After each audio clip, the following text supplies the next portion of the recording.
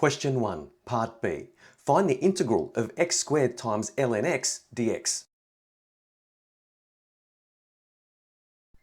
Since the integrand is a product of a polynomial, which is x squared, and the log function, ln x, we can use integration by parts. So recall that the integral of u dv is equal to uv minus the integral of v du. Now we let u equal ln x since it's easy to differentiate, and we'll let dv equal x squared dx.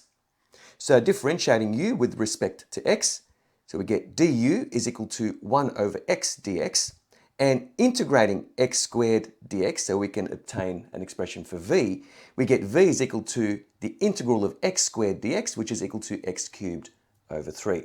Now we can apply integration by parts. So the integral of x squared times ln x dx is equal to x cubed over 3 times ln x, so that's our uv, minus the integral of x cubed over 3 times 1 over x dx.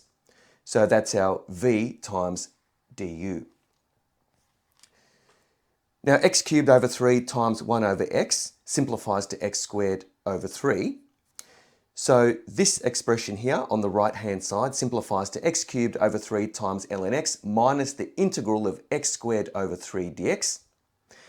And performing the integration here, we get x cubed over 3 times ln x minus x cubed over 9 plus the constant of integration c. And we can factorise out x cubed over 9, so we can express the answer in a nice clean factorised form.